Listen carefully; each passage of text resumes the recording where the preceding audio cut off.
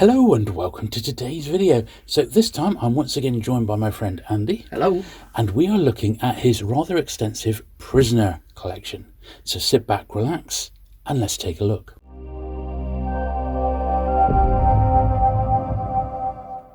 Okay then, so starting off in familiar territory here, Andy, for us at least, the Prisoner Autograph series. And this is, it said volume 1. Yeah.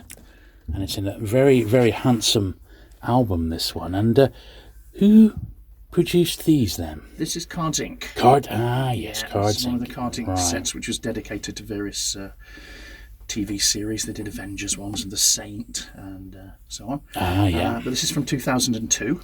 Right, so 21 years as we're filming this. Yeah. So obviously, I think a lot of viewers will have heard of The Prisoner, originally broadcast in the UK in 1967-68, 17 episodes. So, this is... a great show, isn't it? I always thought of it as, the unofficial sequel to Danger Man or Secret Agent. Pretty much was, wasn't it? It's a show that McGoohan had almost total control of, really. Right.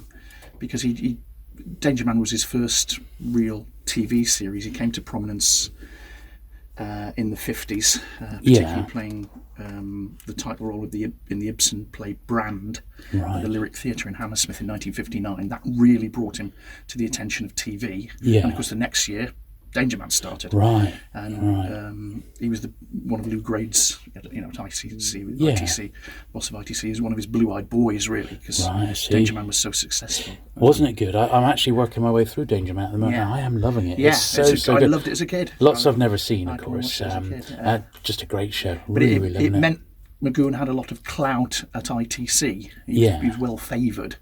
And that's how he got to make The Prisoner pretty much on his own terms. Right. He got a lot of control over it. Yeah. Oh, fantastic. It's been a while since I've watched The Prisoner, and I've decided to put it off until I've finished all of Danger Man, which I'm maybe about a third of the way through. There's a lot of them, isn't there, to get through. Yes. But I do love the show, I really do. Yeah, not so many of The Prisoner, only 17. No, you get through that quite quick. It was a battle to get 17 done in the end. Is that right? Yeah. Lou Grade got cold feet after about 13 episodes. I see. But it's just great. I always remember when I got into The Prisoner, I was at school, and I think Channel 4 were repeating it, and that got the revival. And I remember my mum coming in and saying, "I last watched this when I was pregnant with you." So it was the late 60s, Well, I do remember it being on in the 60s. I think I only saw the first couple. I would have been, when it started in September 67, I lived in the Midlands in the UK, so that's when it was broadcast in the Midlands. I would literally just been turning 6. Right. And I do remember it because we used to watch the ITC shows. I loved Danger Man. We watched the Avengers, The Saint, things like that. My parents didn't get The Prisoner. Okay. I think we watched 2 and it was too weird for them. Too weird, yeah. It wasn't Danger Man Part 2. No. That's all I saw of it in the 60s. Yeah.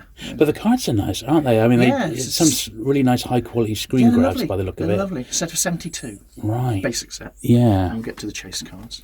Yeah, they go through episode by episode, as you can see. It's nice, episode guides on the back. Lots of information on the back by the look of it. Yeah, they've got subsets of buildings and all sorts.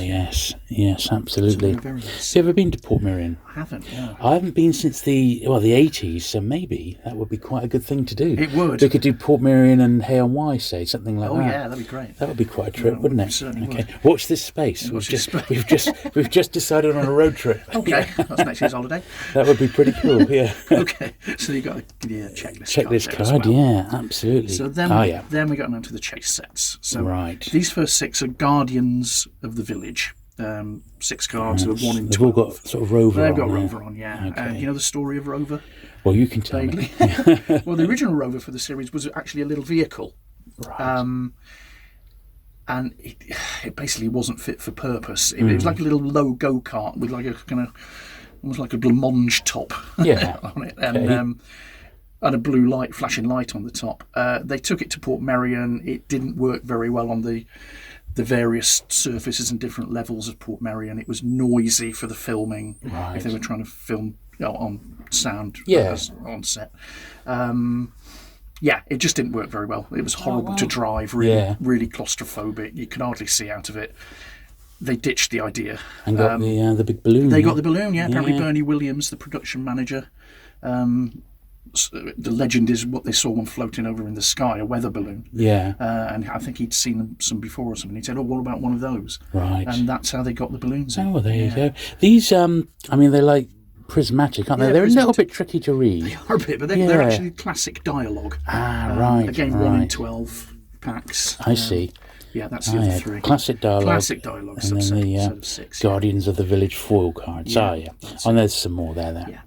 Now, these are a change of clothes set. These were given to members of 6 of 1, the Prisoner Appreciation Society. I see. If you're a member of the society, you've got this promo that set. 6-card promo set. That's really nice, isn't it? Clothing, yeah, 6 of 1, yes. Now, costume cards. Oh, yeah, the 6 of 1 on there. Yeah. So, costume cards, well, so, 3 of those. These were 1 in every 72 packs. Yeah, 3 different ones. So, 1 every other box then. Pretty much. Right, yeah. So that's number 6 is Cape. Yeah, they I think they probably were from the Cape, by the look of it. Right. Oh, brilliant, though. It doesn't really specify. No. And well, it does say the Cape. Yeah. Very, very nice. Yeah. But yeah, they're nice cards. That's very cool. These 6 are a preview set from 2001. Right. As we know, cards yeah. They like to do the little 6-card preview sets, didn't they? Yeah. And this is the second preview set. These 6 from 2002. That was limited to 250. Right. Now these 3 came with CDs. All right. Silver Screen Yeah. did 3 CDs of music from the series. Right. And that's how you got these 3. You could buy them outside of that offer. Yeah. But these are the 3 Silver Screen Originally. Oh, wow, there. ones. Incredible. Okay. That's the, as it says there, San Diego Comic-Con 2002 preview costume card. Wow. From 2002, which was limited to 300, which I guess is, it's the Cape again. Yeah, a bit from the Cape. That's the promo card. Yeah. And then we're on to the signed. The autographs. Wow, look at them. So there we are, straight off with McGoohan there. Yeah, there's 16 autographs. Okay. There were 1 in every 24 packs. That's the really rare, pricey one. Sure. Yeah, because McGoohan was difficult. Just to get. didn't really sign a lot, No, did he? no, Yeah. he was very no. So he was a hard one to get. I think there was 75 of that. Is that all? I think so. Yeah. Wow. He did 2 different autograph cards. We'll speak about the other one later on.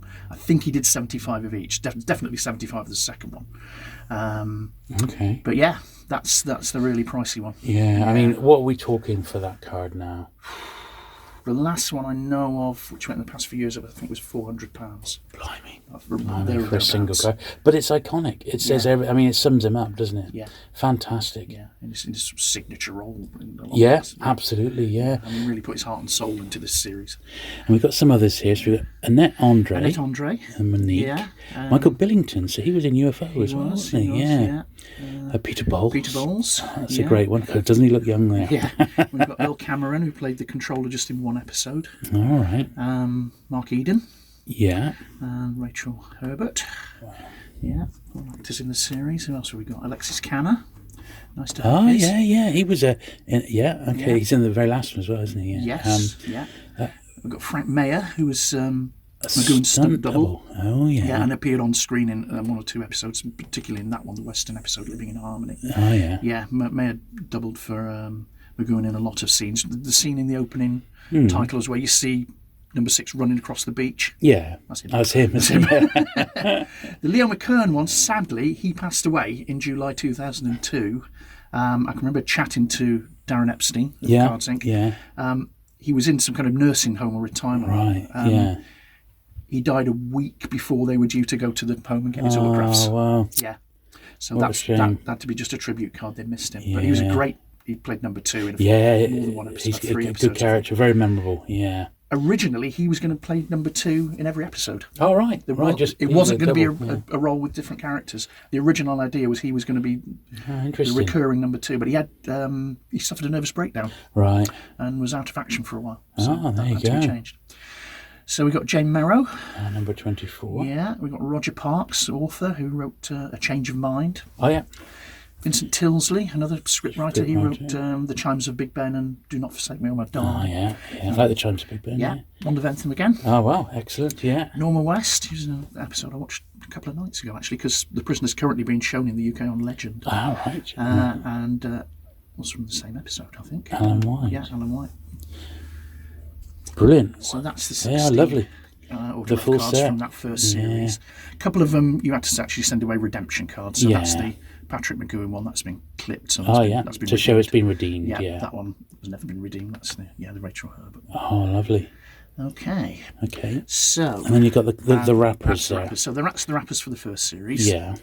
And now we're going to move on to the second series, which says the Prisoner Collector's series. Now, as you see, not Cards Inc. Oh no, it says Factory. Yeah. What happened was Cards Inc. were going to do another series in 2004. Yeah. Didn't. They did a couple of preview sets, which we'll see. They actually produced some of the chase cards, which we'll see. Yeah. But Darren Epstein left Cards Inc. This is how I understand it anyway. Yeah. And started this Factory Entertainment. Right. And actually released what would have been the Cards Inc. second series, and kind of expanded on it. Yeah. In 2010. All right. Which is when this set came out. So this is the brilliant. second series. Yeah, excellent. So here we go. It's a slightly different design. Slightly, but along the same lines. Yeah, so, absolutely. This is a set of 50, the base set. Oh, okay. So again, various characters. Nice detailed backs again as well. You would expect that. Yeah. There's Nigel Stock, who's in one of the episodes playing number 6. It's a body swap episode. Right. Yeah, I remember now. Yeah. Yeah, the reason that was, McGoohan's hardly in it. He's only in it at the beginning and the end. He was off in Hollywood filming Ice Station Zebra. Right. Because, as I say, in terms of financing the show, but after 13 episodes, Lou Grant got cold feet. You're right. And basically pulled the money.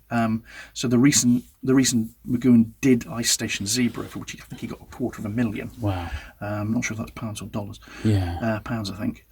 It financed the last few episodes. Right. That's why he did to finish That's why he did it. Oh, but it meant he was absent, so that's why in this episode, number 6 is for most of it actually played by Nigel Stock. Very interesting. Yeah.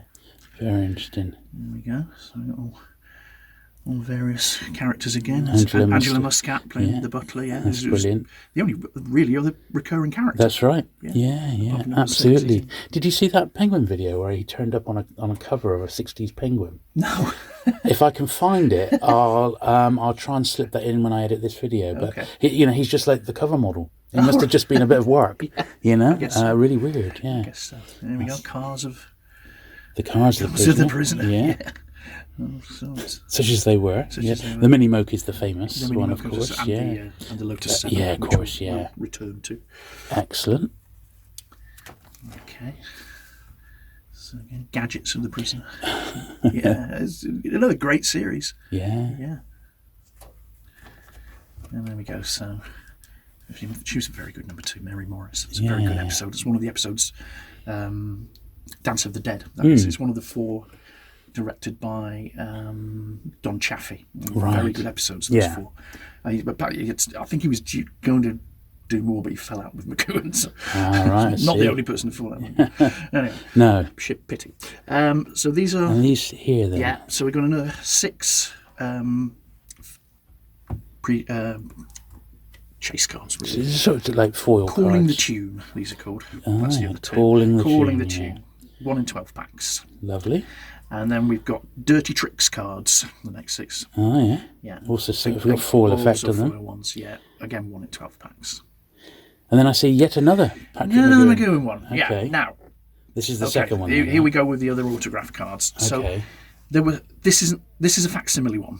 Oh, right. I don't know if it really shows much. That's actually I couldn't tell. Silver print. Oh, right. I see. He did do 75 real ones, which were in packs. The rest are silver facsimile ones. I've got his autograph earlier on. Yeah. I thought I'd get the facsimile one. That just shows what it looks like. Okay. Yeah. But equally scarce. Yeah, very expensive. The real one. Yeah, the real one. And these are the other autograph. Yeah, you couldn't sell that was a facsimile. You can if you. I guess if you know. Yeah. If you know. So here's some more autograph ones from this series. Okay, so another 6. So we've got Christopher Benjamin, who's actually in a couple of episodes. We've got Justine Lord. I'll speak about that one Okay, bit Girl more. Who Was Dead. Fenella Fielding, who was the village Oh, voice, the flavour of today's strawberry and all that. Bernie Williams, who I mentioned earlier, the production manager. Ian Rakoff, who co-wrote Living in Harmony, the Western episode. Also wrote a very good book on The Prisoner, which came out in 1998, called Inside the Prisoner, which is about his work on it. He was an assistant editor on a couple of episodes as well. Very interesting, but working with Lindsay Anderson and all sorts of things about 60s TV. It's a very good book. I think he's just released another one, actually, about his childhood in South Africa. Okay. And Peter Wingard. Yeah, the Peter Wingard. The Peter Wingard, yeah. Now, this one, Justine Lord, that wasn't actually in the packs. Right. It was actually produced later by 6 of 1. Right. They did a number of autograph cards in the style of this series. Yeah. And they did number that one as if it's in sequence with the ones that actually were in the packs. Yeah. For some reason, that one didn't actually happen. It was scheduled, it didn't happen. But they did it so you can put it in and complete brilliant. the set. That's so good, isn't it? Yeah, that was in 2011. They did this. They did other people who worked on it as well. They did Tony Sloman, John S. Smith, Robert Dierberg, possibly a Bettine LeBeau one, who was an actor. She was in one episode. I've never actually seen that one. I don't know if it was produced or not. And there's a company called Escape Souvenirs who do Plymouth, who do prisoner items. They've actually just done one again in the same style just recently, which is Catherine McGoohan.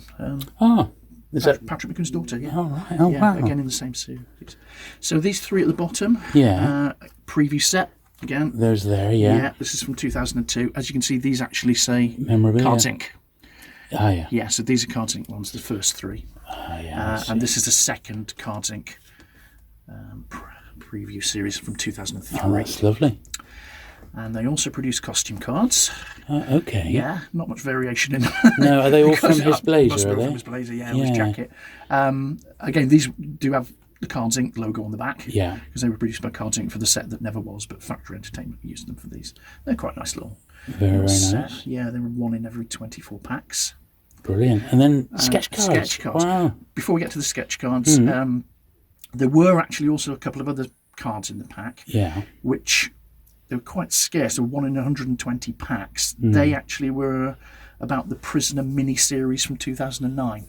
Remember that one? No. Jim Cazeville and was it like a remake? Ian McKellen. Right. Yeah. No, I never watched it. No. Yeah. There were a couple of those in the packs as well. There were also some other cards for that series, which were, I think, they're all available at San Diego Comic Con in 2010. There were prop cards. It's definitely a McKellen autograph card, a 9-card promo village map set, things like that. There are cards of that series, but I've never bothered with them.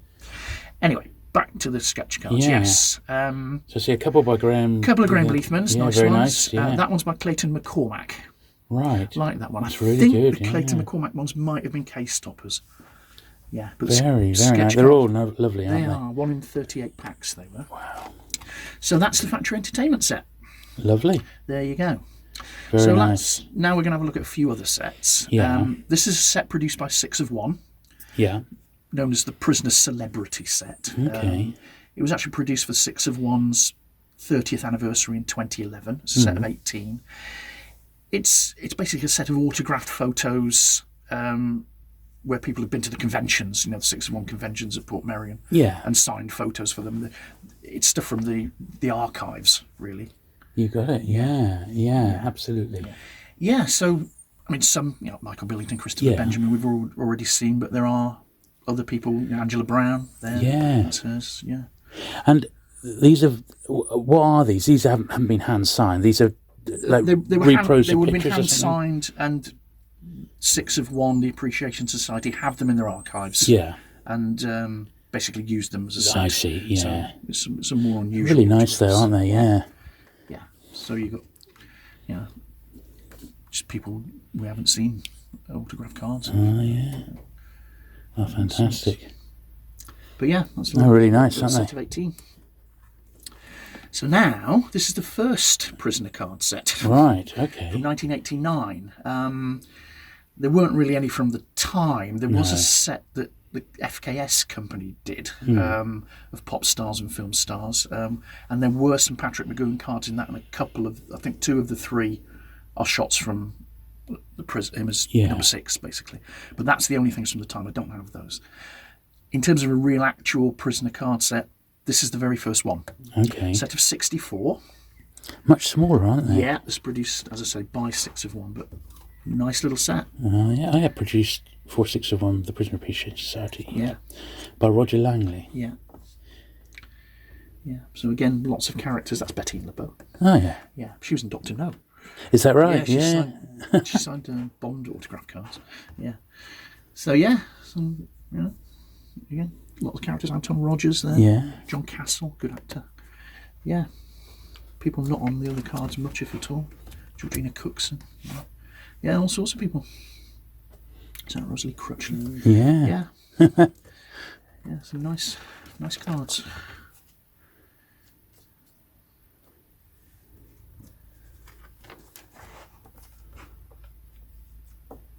Yeah, pretty comprehensive in terms of the major people in it. Absolutely. Yeah. Get to the last episodes now. Yeah. Goes through in Just sort of sequences, released the in other chronologically. and that's the last one, Kenneth Griffiths, the judge from the last episode. Now, these 3, remember Cornerstone cards? I do, yeah. In the 90s. Did they do Avengers? They did Avengers sets, they did Doctor Who sets. They were planning to do a prisoner set. They did a Monty Python set as well. Yeah. It only got as far as these 3 promos. I think those 2 are from 1996. That one's 97. As far as it got. Yeah, that's as far as it got. Yeah. Okay.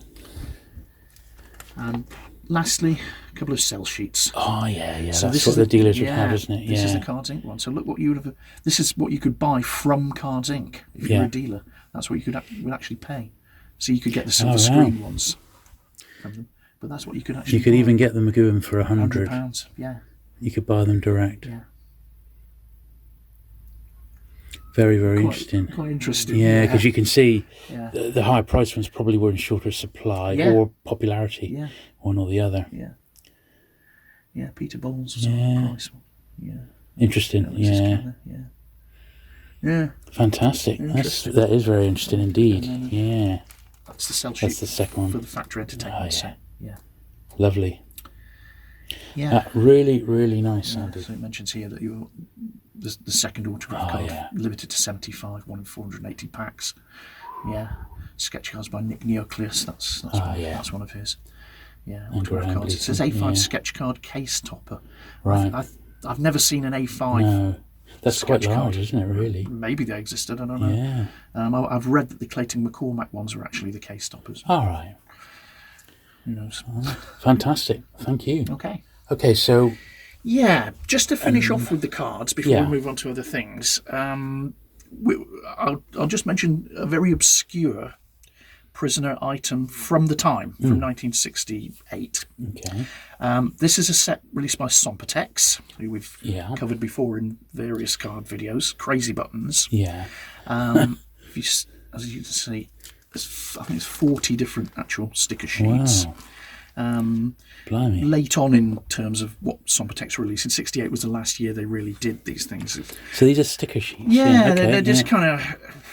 A&BC stroke Tops did things like that a lot better. Sompotex did a couple of kind of rip-off sets of those sort of ideas. Yeah. And these are quite nice, Yeah, of the time. Moving on, of the time, just generic fun stickers for kids to stick on, books and stuff. Books and each other. School books. At school, Each other. Yeah. There were lots of sets like this. Tops did some really nice fun ones. Yeah. And A&BC released them as well. But if we go on to the penultimate one, we have a prisoner sticker. Would you believe it? Just kind of out of nowhere. Out of the blue. None of the others have any relation to any other licensed item. No. Obviously, this isn't really a licensed item. No. We'll do a close-up of this sticker. They've drawn a little guy looking through the spokes of the wheel there. Right. But, yeah, whoever designed these stickers, I guess, was a fan. I thought they'd just went in. off message and did a prisoner sticker, God, which I think is probably possibly the most obscure prisoner item of the time. Yeah, absolutely. I've never seen anything about it anywhere else. How mad is that? How weird. Yeah. Brilliant. I do somewhere have the display box for these. All right. Couldn't find it. No. It's in deep storage somewhere. Don't worry. And some of the stickers are pictured on the display box, but not the prisoner. Not the prisoner. Okay, yeah. Even so, absolutely fantastic. That's really obscure. Who'd believe it? It's not a licensed item. No. But it's of the time. It slipped under the radar. Absolutely of the time. Okay, so moving on to a bit more familiar territory now. I've got the original 3 American paperbacks. That's right. We're going to have a look at some of the prisoner merchandise that was around at the time. Which there wasn't much. No. But we'll start with the books. The only books which were published in the 60s, as you say, are these 3 American ones. Yeah. Published by Ace in 1969. There we are, yeah. Because I think the American dates for it actually being on TV, they were within a year later than... They had a year after the UK, right, yeah. The first place some of the episodes were actually ever shown was Canada. Is that right? Yeah, about a month or so before they were shown in the UK. Not every episode, but some of them. These are really nice. These were recent editions. I was able to track a sit down. They're not cheap, are they? No. And seemingly tough to find in nice nick. Mine have all been laminated, sadly, my copies. But even so, it's kept them. It's done the job in this effect, hasn't it? So this instance, so I'm very pleased to have them. Yeah. I think the last one actually was 1970. All right. Thomas Dish, of course, was quite a noted author even back then, wasn't he? Yeah. You know? Yeah. He got given the job of doing these. Have you read the 3 books? No, never actually ran to read them. No. I wonder what they're like. I don't know. Comments down below. Yeah, excellent. So that's the American trio, which weren't published in the UK at all until 1979. And that's these in hardback, is it? 2 of them were in hardback in 1979. Oh yeah, here we are. Look, the Prisoner, the Thomas Dish, and then A Day in the Life. That's right. Yeah. So these are the British first editions, and they're hardback. Yeah. Wow. Yeah, 1979. Very, very nice. Just looking what else is published there. Actually, they got some space. 1999, isn't it? Yeah. Breakaway, ones, yeah. Now these must be scarce, and a lot of them produced for libraries, I would imagine. I presume so. In this sort of format. I have no idea. No, I can't imagine they're cheap, Andy, is what I'm saying. You know? I paid for them. I've had them a long time. You've had them a long time, yeah. Probably got them when you could afford them. That's a lovely cover, isn't it? Yeah. That is very reminiscent of the show, you could say. Yeah, Dobson again. Dobson science fiction. Richard Weaver, I see, did the jacket design.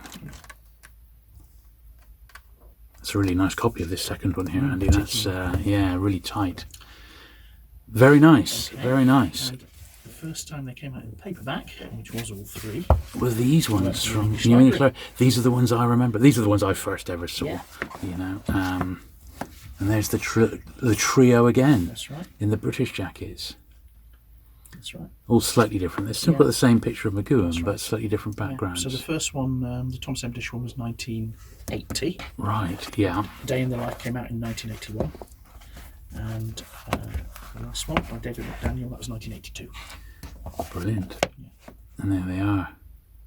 That's the first time, not the only time, but the first time they came out in paperback in the UK. And the third one of its first publication in the UK.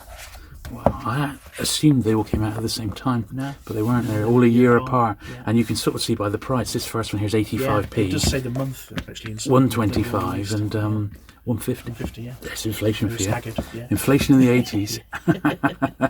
But a nice little trio to get. Thankfully, there is just 3, so definitely not an impossibility. Yeah. Right, and so this is the box to the second series. Second series of Factory Entertainment. Yeah, I couldn't lay my hands on the first series box, but we'll put up a picture of that. Yeah. So that's just the display box to look at.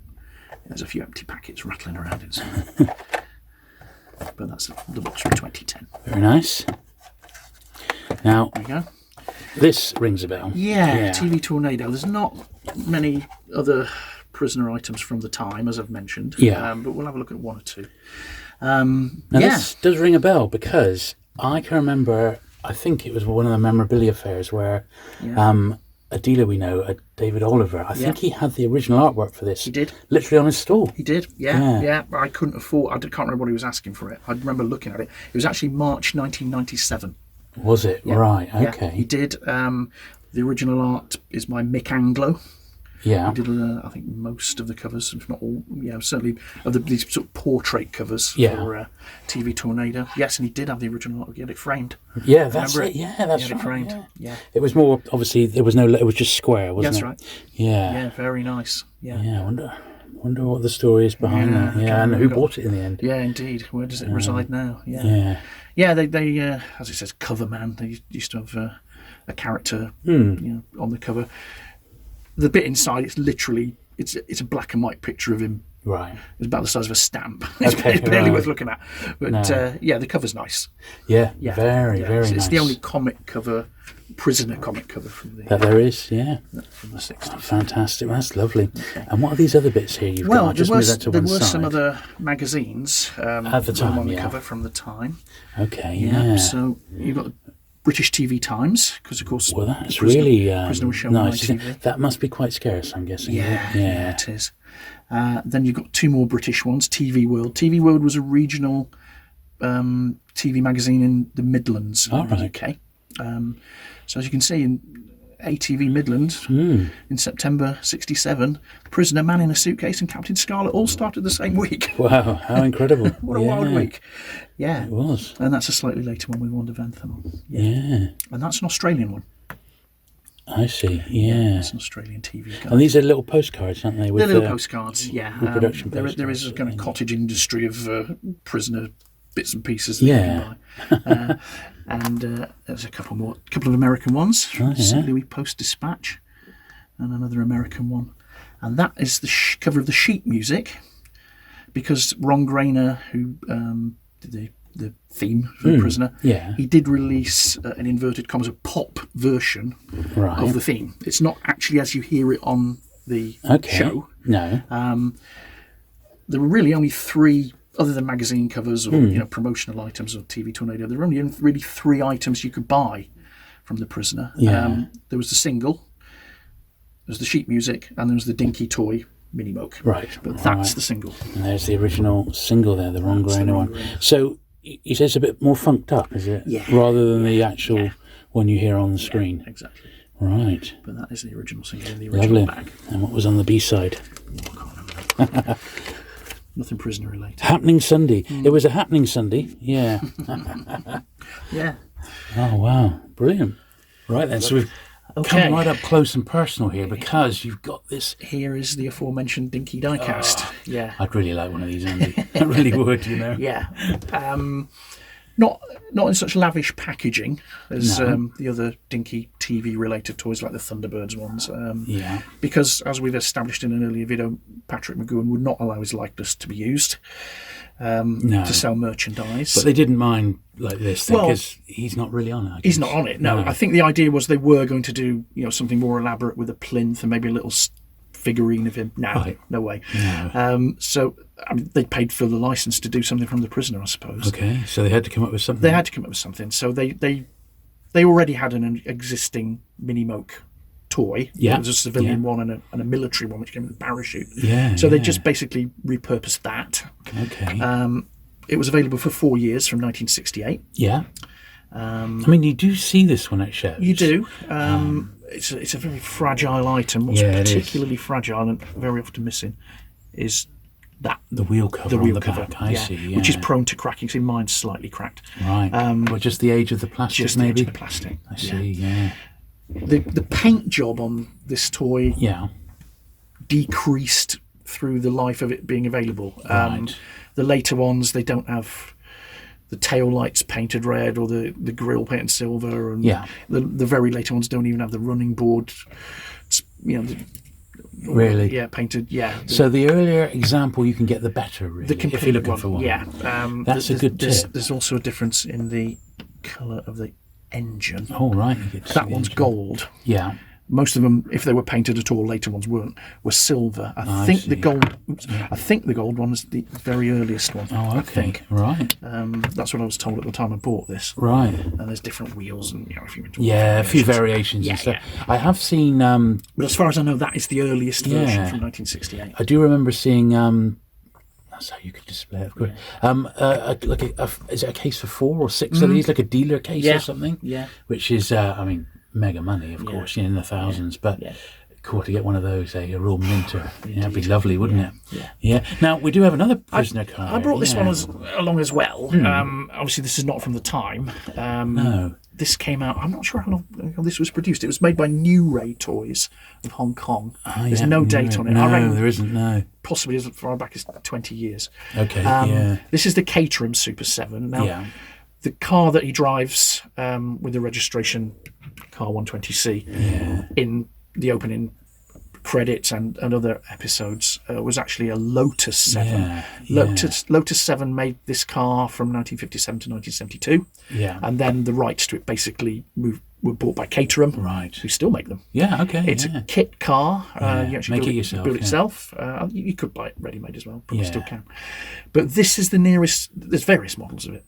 This is, I think, is still the nearest to the one you see in the show in terms of the colour scheme and the seats and no seat belts and so on and so on. It's probably the nearest one. That's great. This one was actually purchased from 6 of 1, who also did this little car 120C number plates if you wanted to stick them on and just and what to do. There was also a picture of a kind of backdrop picture if you wanted to make a little diorama of the runway from the opening credits where it speeds down the runway. I didn't bring that along with me, but brilliant. That's still, I think that's still the nearest you get to the car. That's how it looked in the show. Absolutely. So really, they make a nice pair. Excellent.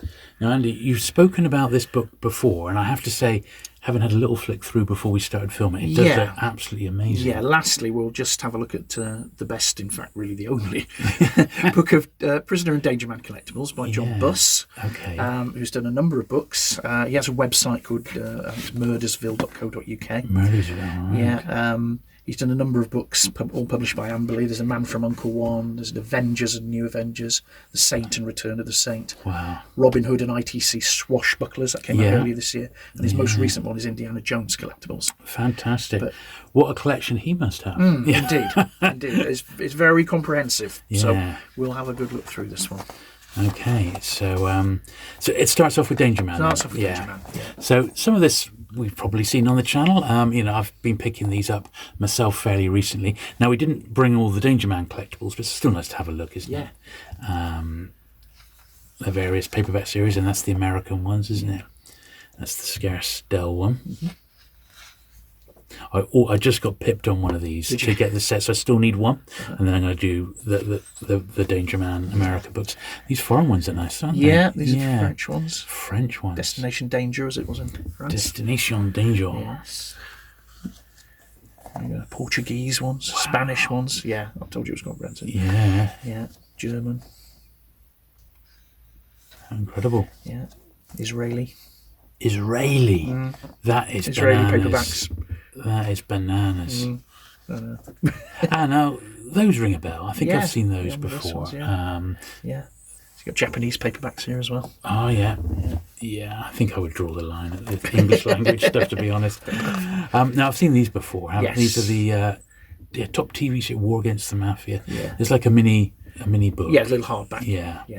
It's obviously not been through the cleaning process. He's left his £3.50 there. Shocking. It wouldn't happen on wouldn't happen on this channel. Absolutely not. No way. Sorry, John. Great book though. The rest of it fantastic. Fabulous. So these are the annuals. These are the British annuals of the storybook. So there's just the 2 annuals, wasn't there? That's right. And the 1 storybook. And what are these? Portuguese annuals. Portuguese annuals. Incredible. I do love the British annuals. They're really nice. Fabulous, They are really great. So Spanish annual.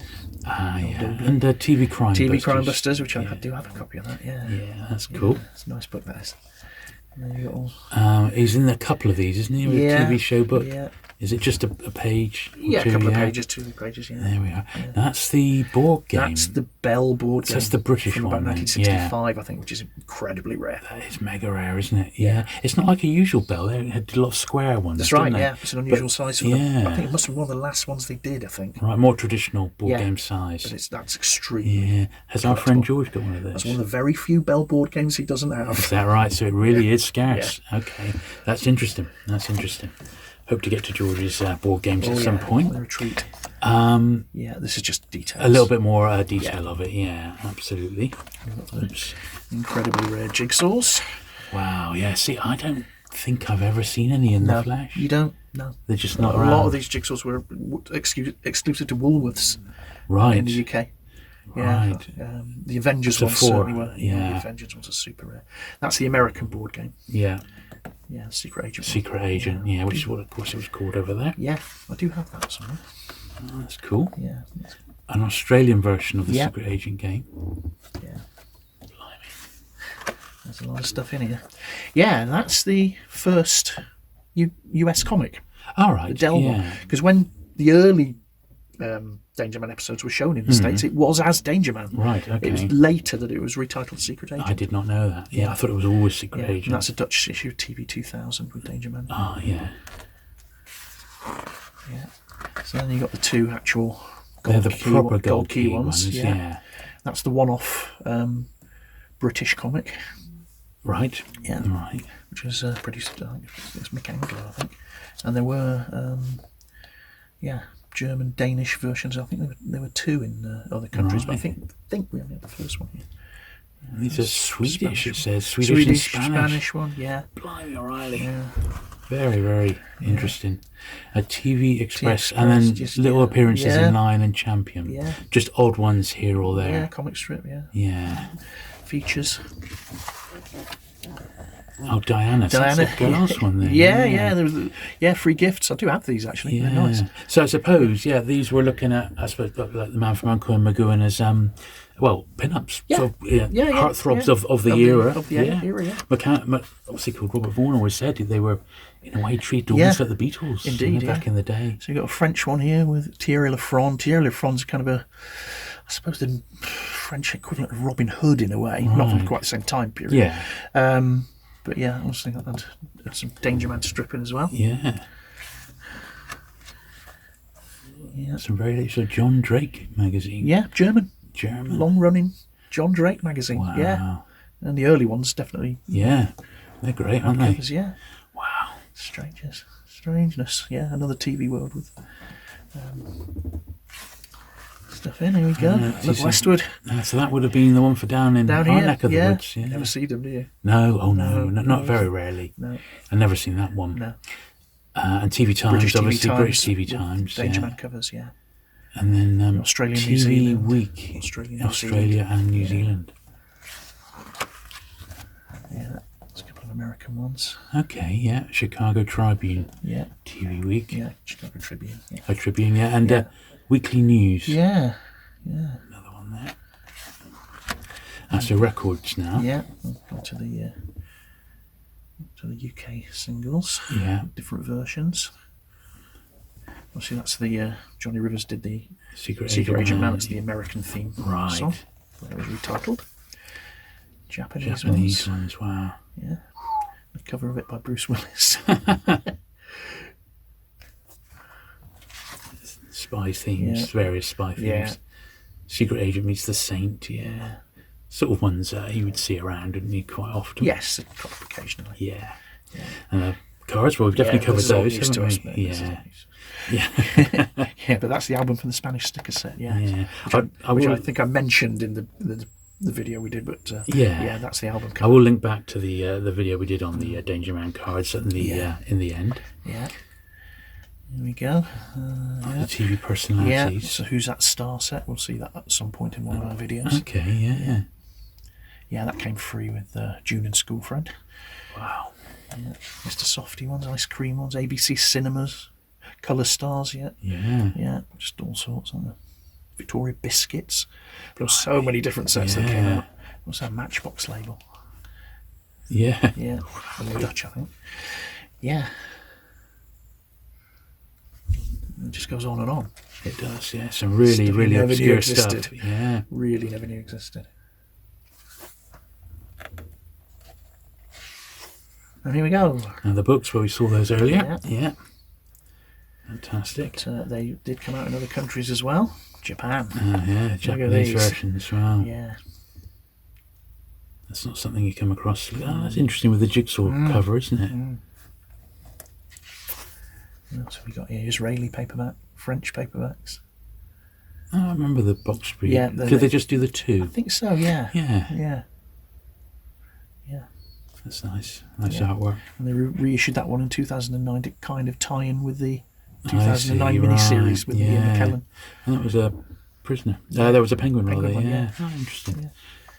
Television Stars, which has pictures from the prisoner when it was in production. Doesn't mention them. It just says he's working on a new TV series. Right. Doesn't actually mention it by name. But there's a couple of pictures Just from the there. prisoner, which have probably been about the first ones published of it. It's just a photo of him. Yeah, having a fag. I do have that at home.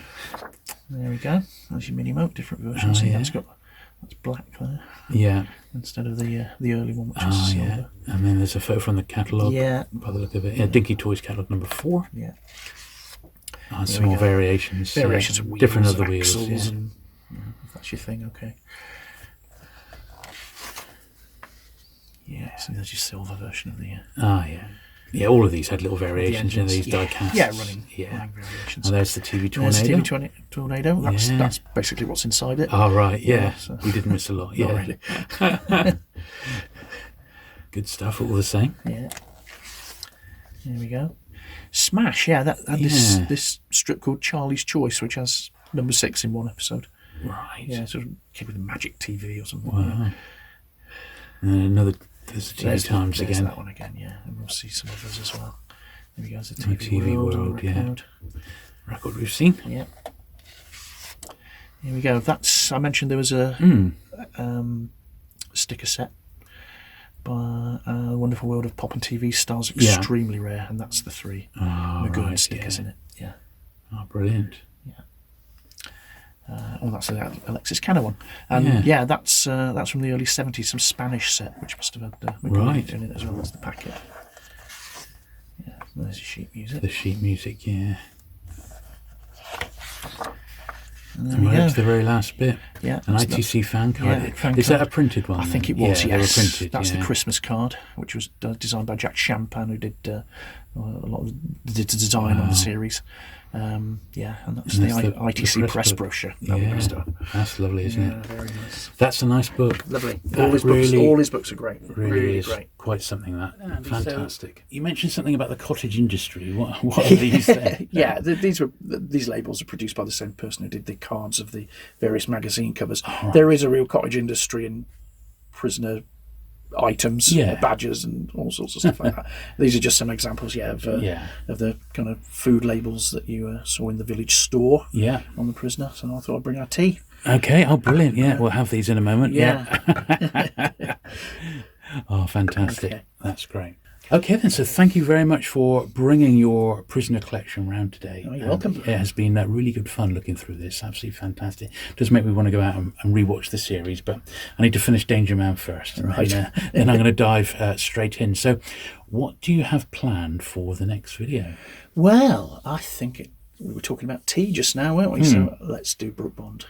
Okay, we're ready to do it. Let's do a really comprehensive Brooke Bond tea cards and some other companies as well. Video. It's going to be a bit of a whopper.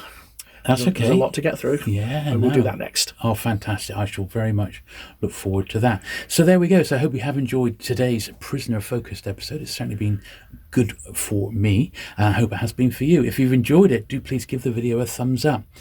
Do please hit the subscribe button if you've not already for regular vintage retro content, and I shall look forward to seeing you again very soon. Be seeing you. Bye.